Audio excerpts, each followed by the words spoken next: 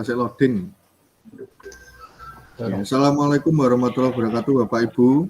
Waalaikumsalam warahmatullahi wabarakatuh. Waalaikumsalam warahmatullahi wabarakatuh. Ya, untuk pembelajaran IHT hari ini akan segera kita mulai. Monggo, Ibu Kiki saged mulai dengan speaking-nya. Ya. Assalamualaikum warahmatullahi wabarakatuh. Waalaikumsalam warahmatullahi wabarakatuh. Sebelum memulai acara pelatihan hari ini, mungkin untuk mencairkan suasana, karena kita daring, breaking-nya cukup sambung cerita nggih. Storytelling namanya. Jadi saya akan menceritakan, nanti disambung dengan Bapak Ibu di kata terakhir saya. Oh, nggih. Saya mulai nggih.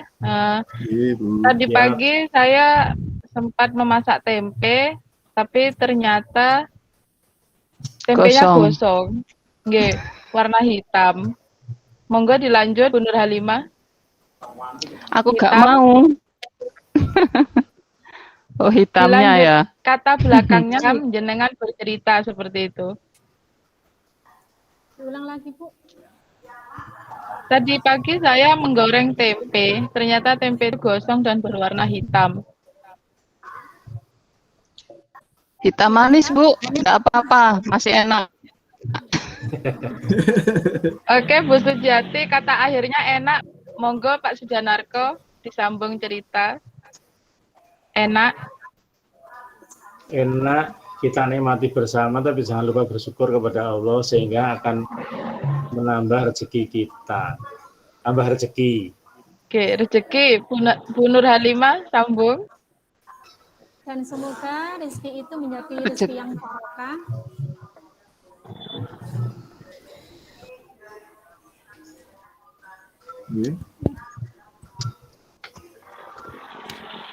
Nggih. Gitu aja nggih Bapak Ibu untuk breaking-nya biar suasana kita cair, tidak tegang seperti itu. Untuk materi untuk melanjutkan silakan Pak Obi untuk melanjutkan materinya. Terima kasih Bu. Untuk materi kita ya ini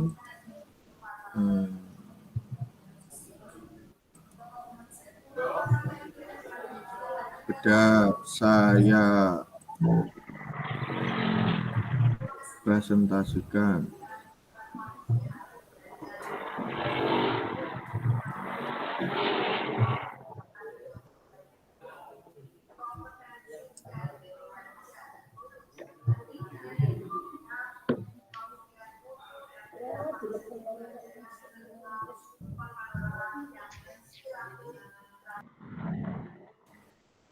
Sampun terlihat nggih Ibu-ibu?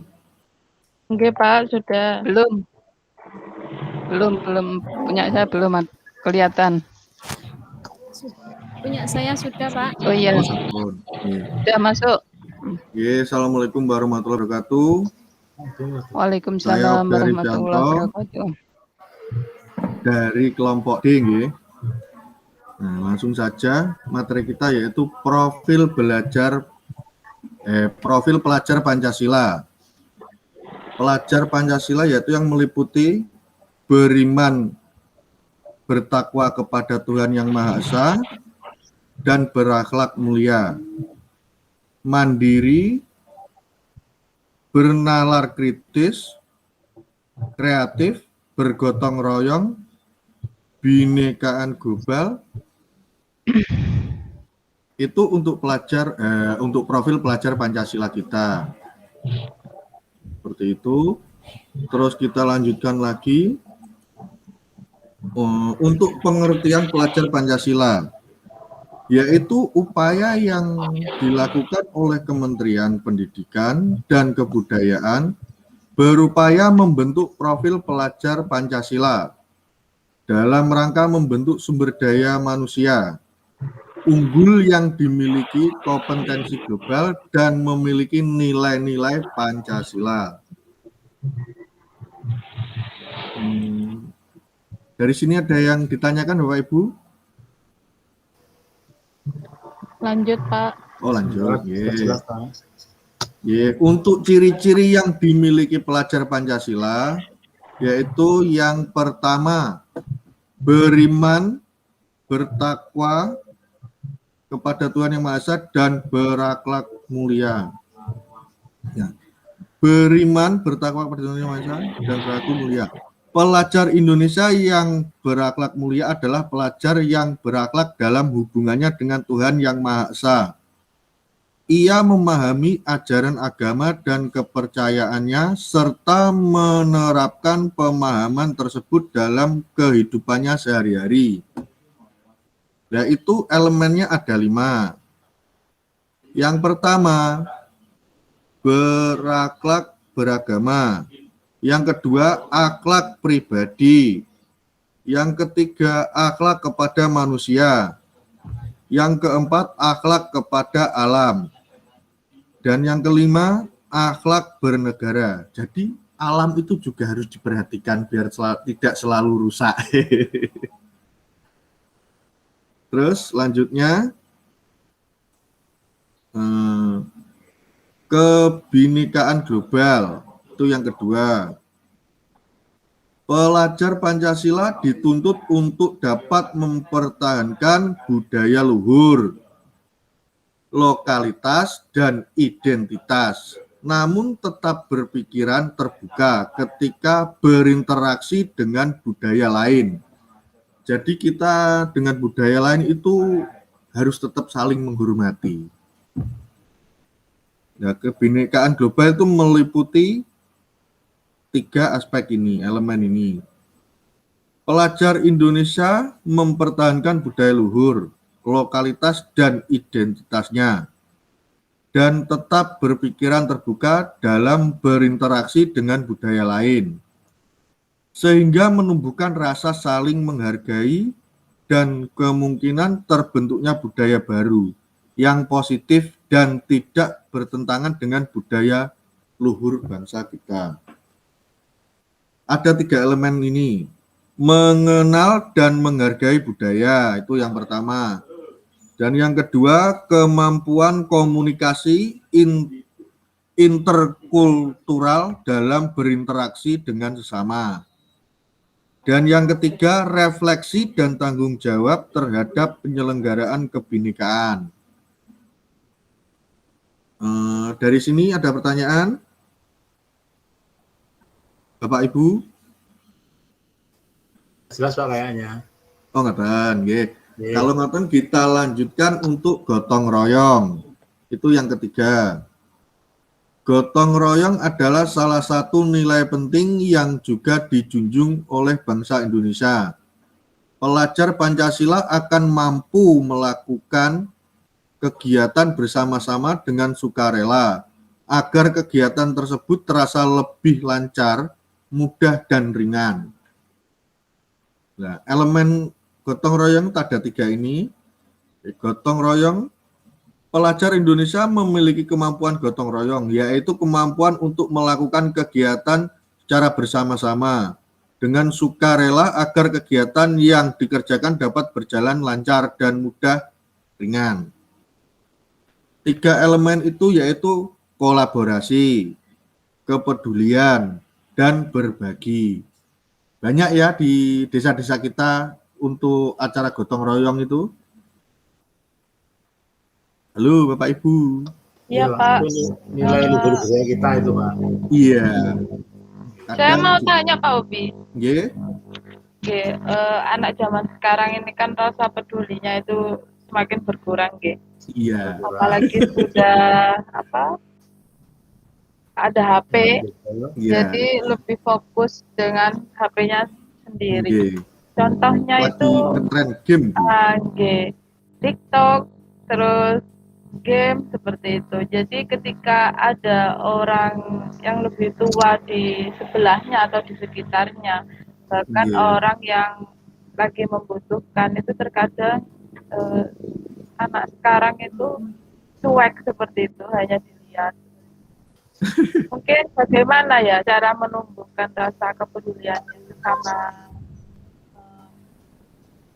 orang di sekitarnya seperti itu. Nggih. Itu kan juga efek dari kemajuan teknologi, Bu.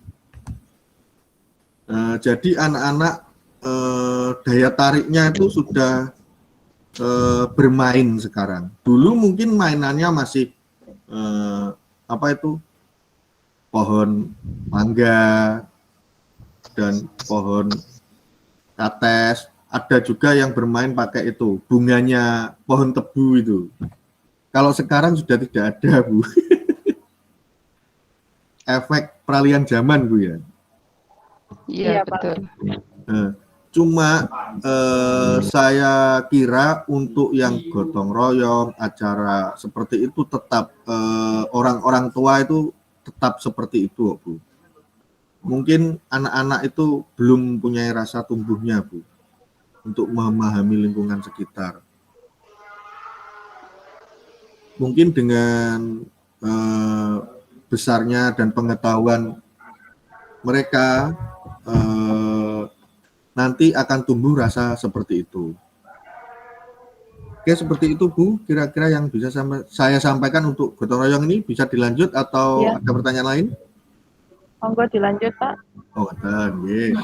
Yang keempat, mandiri. Kemandirian juga merupakan kunci penting dalam menjalani kehidupan.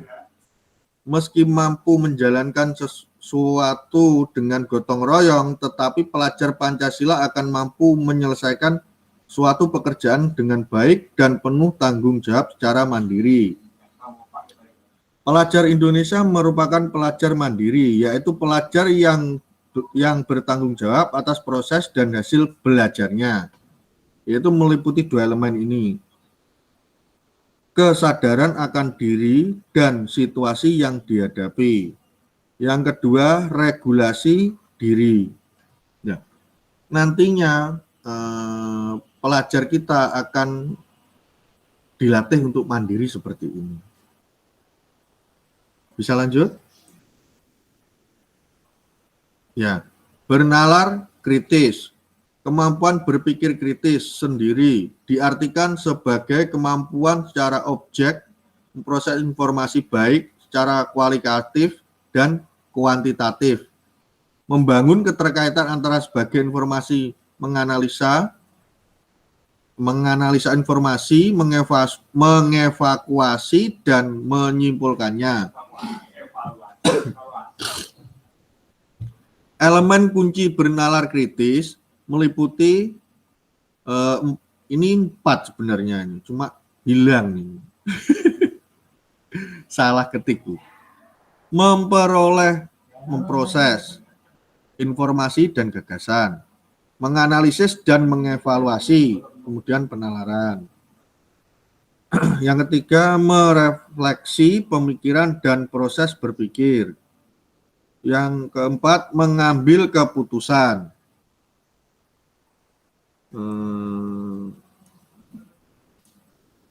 Untuk nomor 6, yaitu kreatif.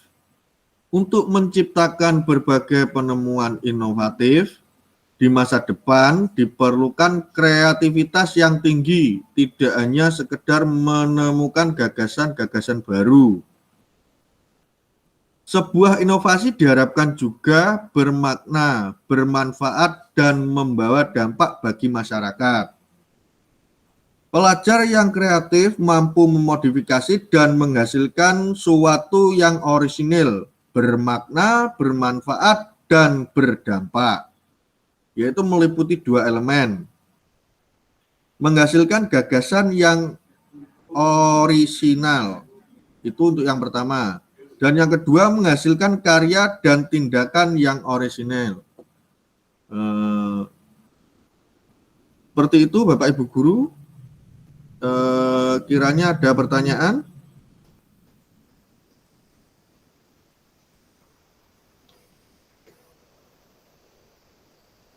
Sudah jelas, Halo.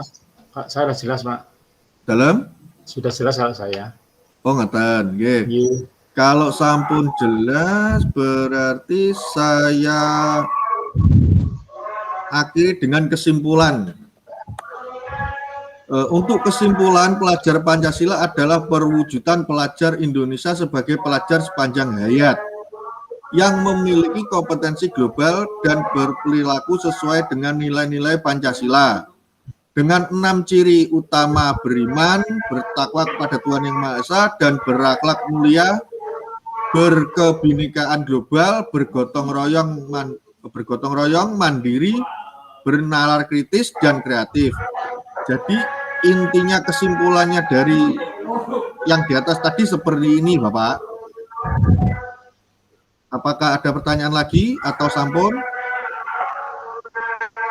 Diteruskan Pak, masih 8 menit lagi minimal. Oh masih kurang 8 menit Pak. Iya. Oh masih lama. Kalau boleh tanya saya yang disampaikan Bapak tadi tentang akhlak itu, kalau bisa memberikan contoh seperti apa akhlak kepada alam itu? Sebentar Bu, saya cari. Itu tadi nomor yang atas Pak, yang atas. Oh nggih. Ya, berakhlak kepada alam. Contohnya kita bisa dengan cara untuk merawat tanaman di sekitar kita, merawat lingkungan dengan cara tidak mengotori. Intinya juga apa itu Bu, untuk menjaga kebersihan lingkungan, betul Bu?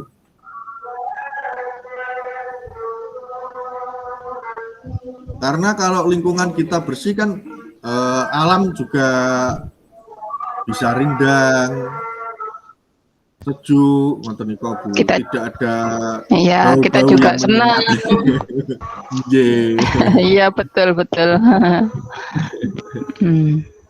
Dan insya Allah memberikan secara mutual juga akan bisa kita nikmati secara natural juga, Pak Ibu.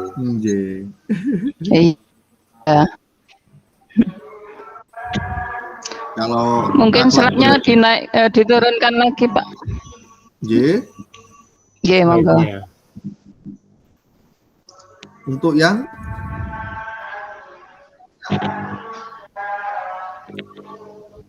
kebinekaan apa gotong royong Bu?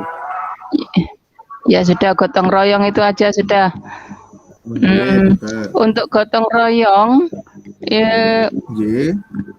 pengimplementasian pada anak itu seperti apa? Nah, untuk gotong royong itu kita bisa ajarkan anak mulai dari bersih-bersih kelas. Itu kan ada jadwal piket Bu, kan juga tidak hanya satu orang tuh Bu yang piket per harinya. Iya. Nah, niku saged damel istilahnya membagi tugas. Jadi bersama-sama untuk membersihkan kelas, terus pembagiannya juga menghapus papan tulis itu kan juga nanti ada gilirannya. Jadi cara tidak langsung mereka itu terlatih untuk saling menyadari, oh ayahku, oh iya ayahku.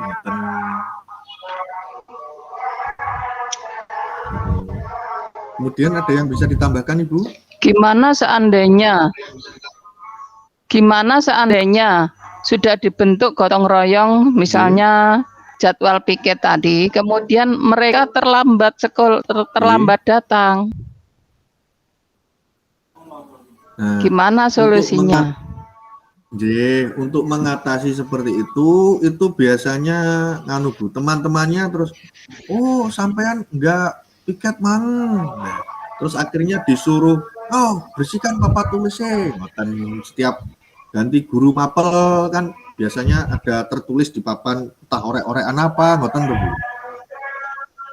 Seperti itu. Kadang itu sampahnya dibuang, ngoten.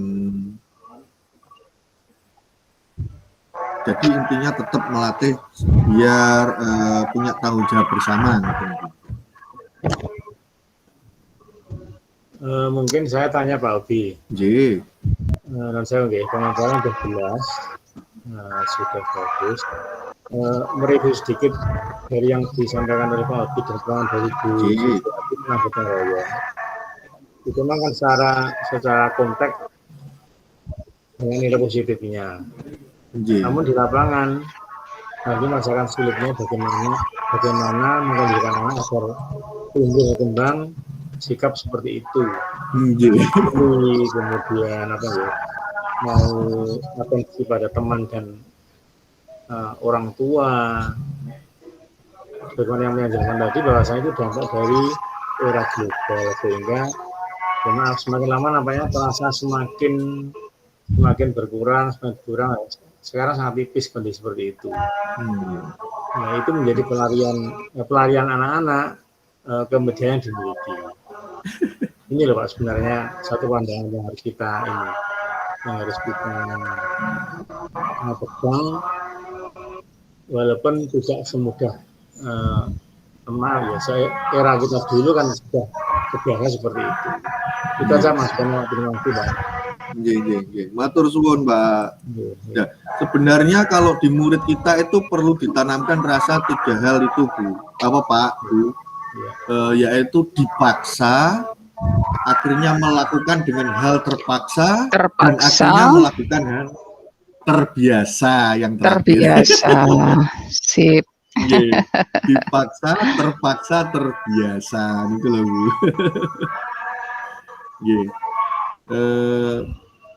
Cekap semonten untuk Bapak Ibu, matur suwun sedaya. Untuk kurang lebihnya saya mengucapkan maaf yang sebesar-besarnya. Hanya ini yang bisa saya sampaikan. Assalamualaikum warahmatullahi wabarakatuh. Waalaikumsalam warahmatullahi wabarakatuh.